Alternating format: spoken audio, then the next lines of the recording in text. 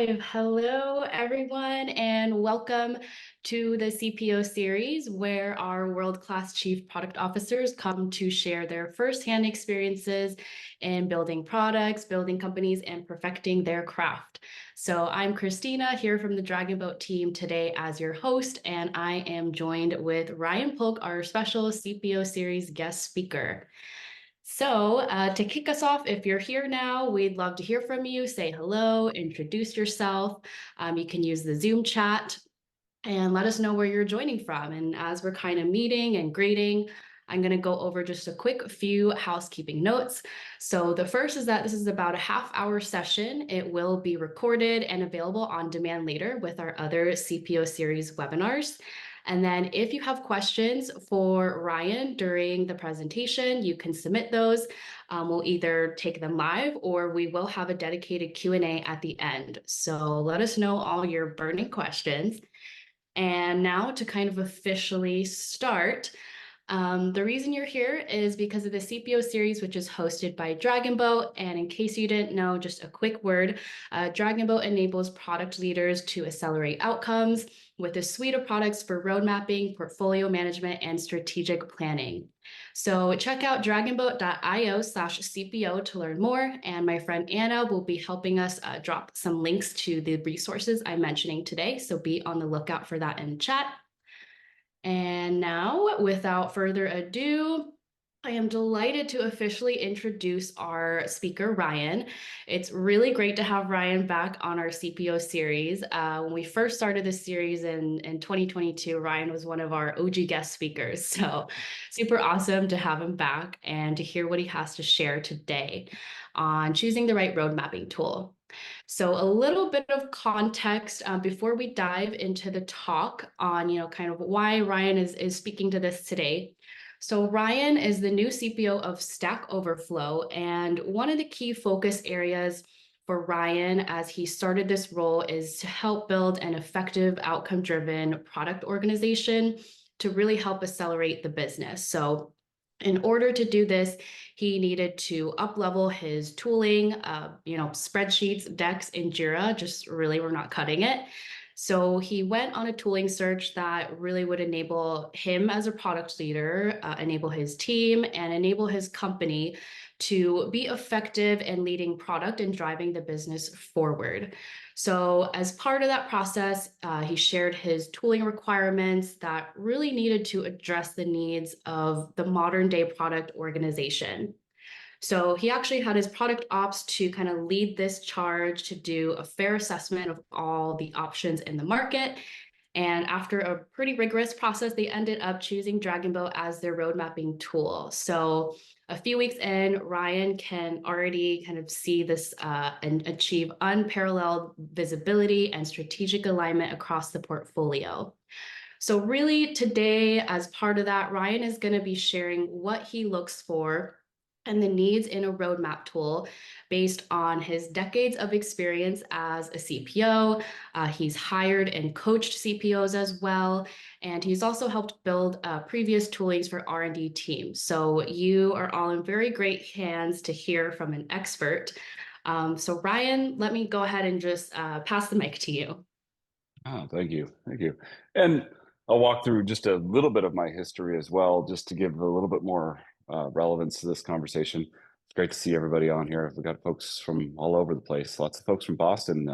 Was there for a number of years with Carbon Black. Good to see the Boston folks on here, and a lot of folks internationally, Brazil, Portugal, Rome. That's awesome.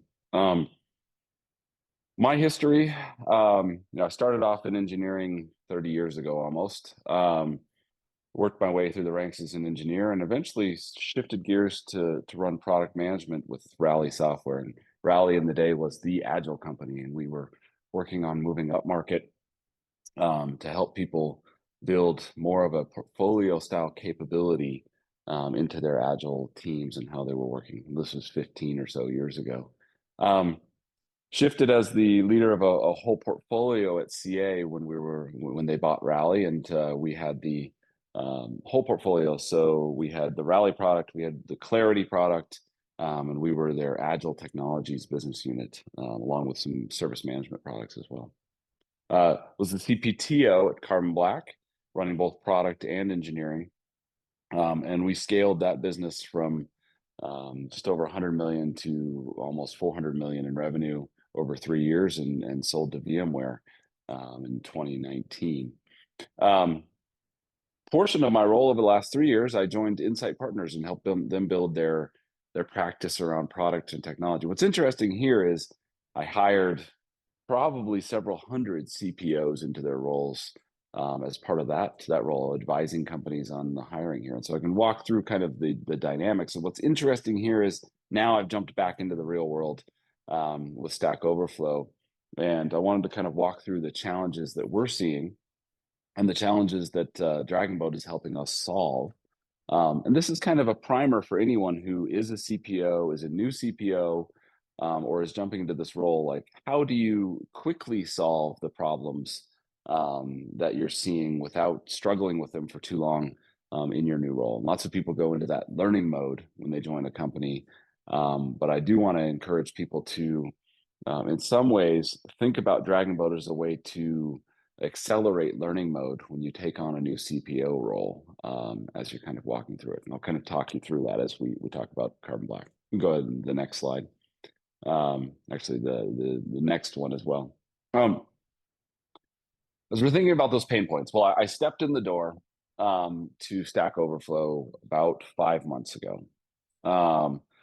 And as we look at the organization, there's been a lot of change in the last year for Stack, right? We've got some elements of disruption coming in from the introduction of AI tools, and we had to kind of shift our position in the market and reposition the organization as a whole. The company had been missing a CPO for about 9 months before I joined, and the previous CPO seemed to have a lot of good systems in place, but they had kind of deteriorated before I got here. Along with the fact that we shifted priorities and the CEO was stepping in as that CPO role. And so I had to kind of sit down and say, all right, how do we get things realigned? One of the core areas, we had strategies at the top level of the business, and we had the teams working on their specific implementations of features at the bottom level of the business. There really wasn't a lot of cohesive connection between what were we doing at the top and what were we doing at the bottom, right? There was the missing layers. Now, some of that is as simple as a basic work breakdown structure, right? Creating structures in between those strategic levels, whether or not you're doing OKRs or you're doing some other form of planning. You need to have basic structures in between. So we established a simple work breakdown structure, initiatives, features. We kept the epics that the teams are working on in Jira, and then of course the tasks underneath that. Right? And really, that is also what was clear was that the outcomes that we were looking to focus on weren't really connected to the roadmap in any way, shape, or form. So think of this as we were looking to drive a increase in GRR in our enterprise products, right? Well, we had a lot of items on the roadmap that we believed would do that, but there was no real connection back to any kind of overall outcome in a system. We had the teams working in Jira. We had roadmaps that were kind of a split between spreadsheets and Google slide presentations. And in the end, we had a whole set of business goals that we were looking to achieve that were only loosely defined by what the teams were working on. And when we're looking for empowered teams, we of course want to keep those teams in the engineering level aligned. We want to keep them focused on a specific area, and we want to keep them with a certain level of autonomy, but that autonomy needs to be connected back to what we're delivering and what our outcomes are as a business, right? I wouldn't just say we were missing roadmap commitments. We didn't even know we were making them in the first place, right? And so when you look at the overall alignment of our roadmap, there were a lot of features, functionality, things that we were doing that weren't necessarily aligned with the overall goals of the business. But also there were a bunch of items that just weren't connected to the work we were doing. And there were a lot of dependencies between teams that were being dropped or weren't necessarily being aligned, and so that was delaying our ability to deliver over time.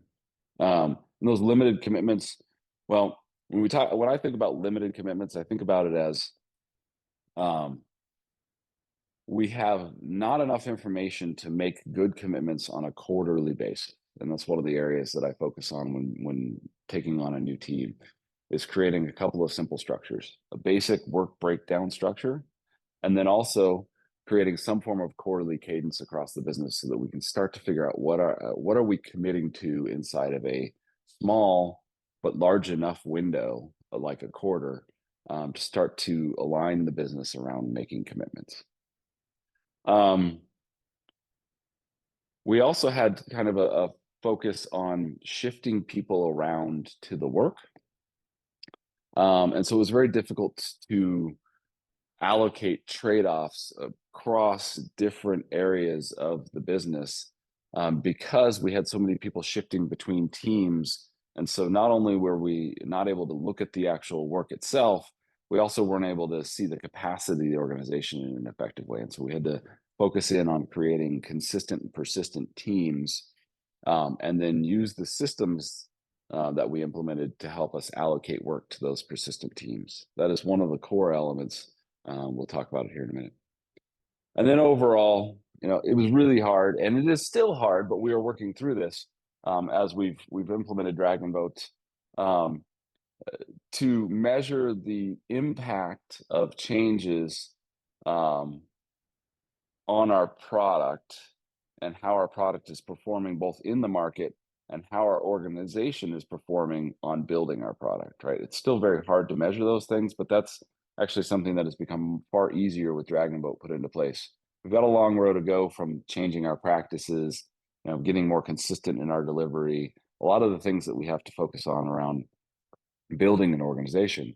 But visibility into this area is key, and it's helping us evolve quickly. I'm going to go ahead and move to the next slide. So as we talk about Dragonboat, right, looking at a couple of key views. Of course, this isn't my view. My view is a little bit different. Couldn't put our actual roadmap up here, but as we look at the different levels here, right, we've got at the top here a view of a strategy, or something you might call it there's a bunch of different names for this, but the top level item, I call them strategies or mother strategies or something along those lines. Below that, we typically have an initiative. That's how we've structured it. And in fact, this is aligned with our structure. And then below that, we have our features that are aligned to teams, meaning that one team can handle one or more features. And typically we try and schedule features into a quarterly time box, as you can see in the third column here. The ability to see progress is really cool. The ability to actually track all of our core items that we're working on at any one point in time, and roll them up to the overall strategies, which are aligned in our world to our business objectives. So you think of it as each strategy kind of result is aligned with an OKR. And we've got this overall breakdown where I can see all of the work that is aligned underneath that, and see what products it's impacting, what areas of the product it might be impacting, and how that aligns to the time frame. Usually for us, we do 1 to 3 quarters. We're looking at the next 3 quarters, with the idea that our initiatives shouldn't span past about a 3-quarter window. So this is a great view. This is kind of the penultimate view that I use on a daily basis to see across my organization what's going on without having to pester people on a daily basis. I can dig into each one of these. I can see the capabilities. I can link over to Jira if I need to and see the actual tasks. But typically, at a CPO level, I'm usually sitting here. I hardly ever end up in Jira. And to be blunt, our Jira instance is crazy. Like, if you're not on an individual team, I can't make hide nor hair of it, right? I go into Jira and get lost pretty quickly. Now, my product managers who are on, working with individual teams, understand their backlogs, understand what they're doing, and the linkages back to our features here and our initiatives and our strategies is what's important for them to maintain. But once they've got that maintained, I can see, all of this at a high level, and I can start to talk to the executive team about what we're doing and what trade-offs we need to make in the roadmap. I'm going to go ahead and go to the next slide. Now, this is a great view, by the way, and it's more than just ROI. So there's a bunch of different views. I had an old product manager who was I think he had a master's or PhD in statistics, and he always argued with me that pie charts were horrible. He hated pie charts. I thought it was such a funny thing to have a disdain for, but I love pie charts. And I love them for many reasons, but when it comes down to it at the top level, being a product management leader, understanding the pie chart allocation of what you're focusing on across your R&D organizations, and our R&D organization is incredibly important, right? So being able to see what are we focusing on? What is our primary spend category? And then how do we align that back to the benefit, right? You can't do ROI unless you understand both, your theoretical benefit for the things you're working on, the idea of the return or your hypothesis on the return versus how much you're actually spending on the things that you're working on is incredibly important, right? So being able to then calculate that ROI.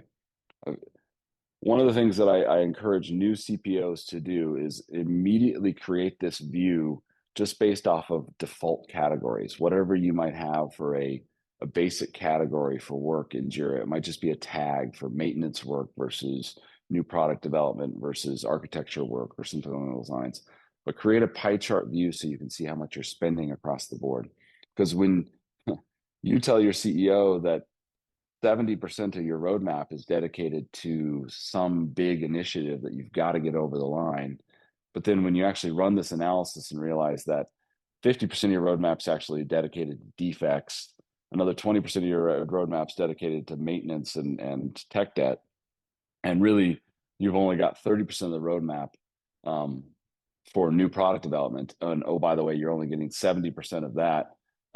I can't even do the math on that, but I think that means you're doing 21% of your actual overall allocation towards this big new effort that you've got to get done, right?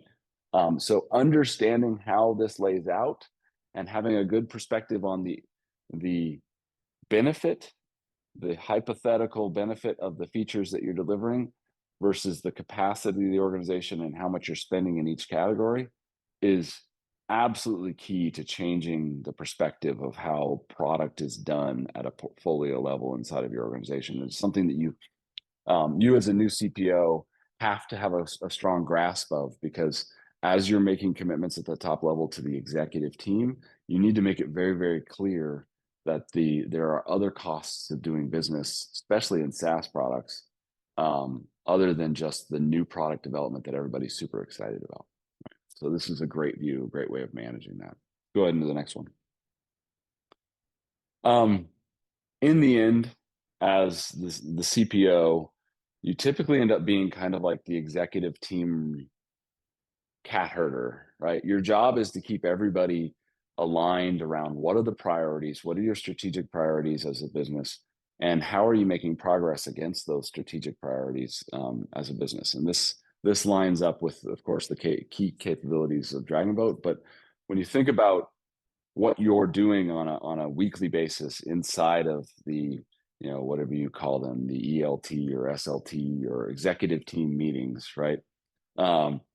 Is really you're there to keep everybody on task, everybody focused on the new things that you're delivering, everybody focused on the new value that the business is going to be driving, along with the previous value that they did drive, and how are those things expressed inside of their actual go-to-market motions post delivery, right? And so having a good focus on at this strategy level and being able to show this in an executive dashboard is incredibly powerful. And so I use these on a regular basis to kind of, as I'm doing status with the executive team, here we are with this, here we are with that, and keeping it at a high level object, that strategy object that they can understand and they can manipulate without necessarily having to dive down all the way to the feature level, inside of the teams.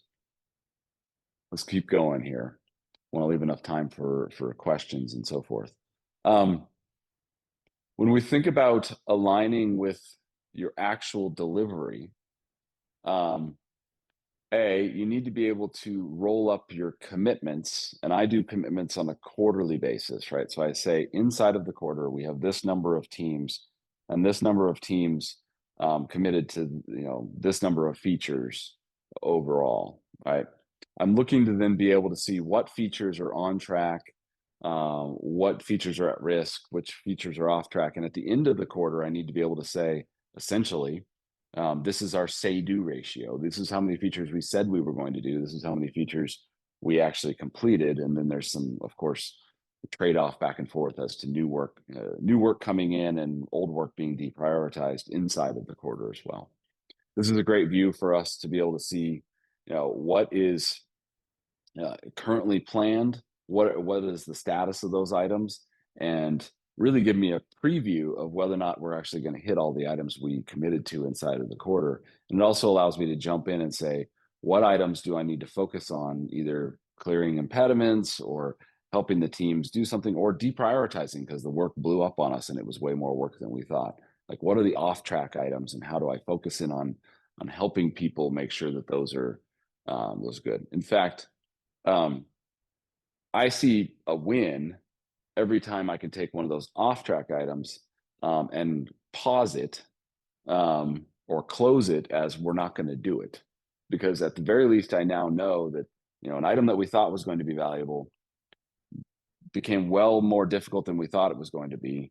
And instead of sitting there and just churning on it and using up time, we make the quick decision to pause it or to close it and say, we're not actually going to do this because it doesn't match our original ROI estimate, and it's not worth the effort. That is a far better decision to be made than to just continue to try and churn on something and constantly have it in the yellow at risk category overall. So try and focus on killing things faster. Killing things faster makes more room for you to do the things that you you can complete. We'll keep going here. Wrapping it all up. First things first, if you're a new CPO, I've made this mistake multiple times. This time I was faster at implementing Dragonboat, but don't put off tooling. You can come in with all of your different templates and spreadsheets and all this other stuff. And if you get your team into those things, yes, you can quickly solve some of your problems.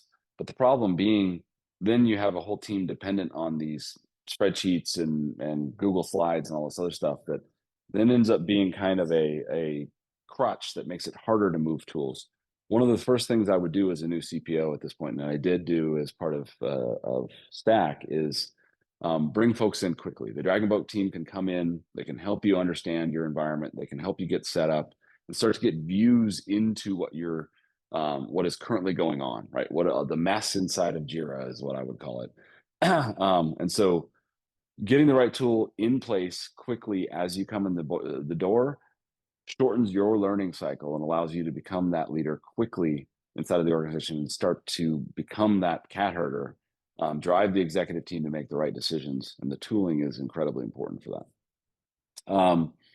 Having the right tool to cover all aspects of how you plan, how you manage your quarterly increments if you're doing some kind of quarterly system.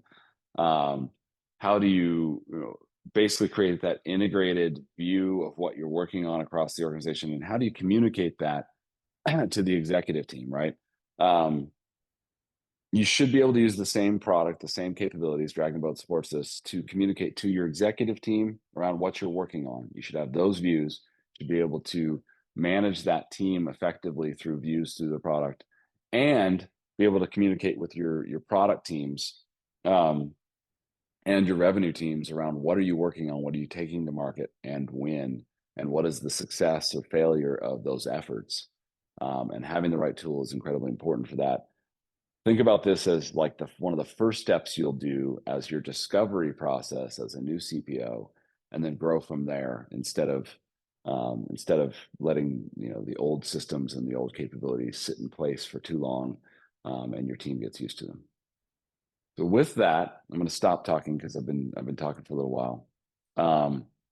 Love to open this up for questions, and answer anything that you'd like to ask. All right, thank you, Ryan. We've got a couple questions coming in, but before we kind of finalize with Q&A today, it is so important and enriching the insights that you're sharing, Ryan. So thank you for, sharing all these learnings and advice. Can really make or break a product leader success in so many ways. So like someone said in the audience, so many gems today. So thank you for that. And one last thing, if you want to get in touch with Ryan, if you really resonated with the conversation today, connect with him on LinkedIn. We have his LinkedIn profile here for you.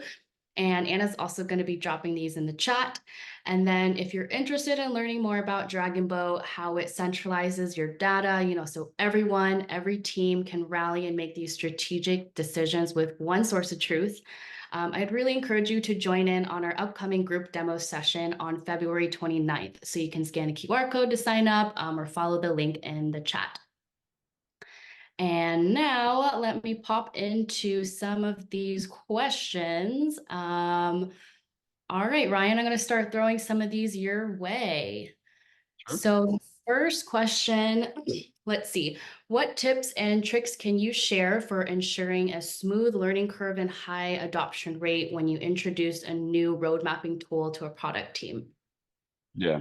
Well, so one of the things that we did with the Dragonboat team was we sat down and had their folks help us kind of make sense of our chaos, right? So walking us through, helping us set up our instances, getting the views right.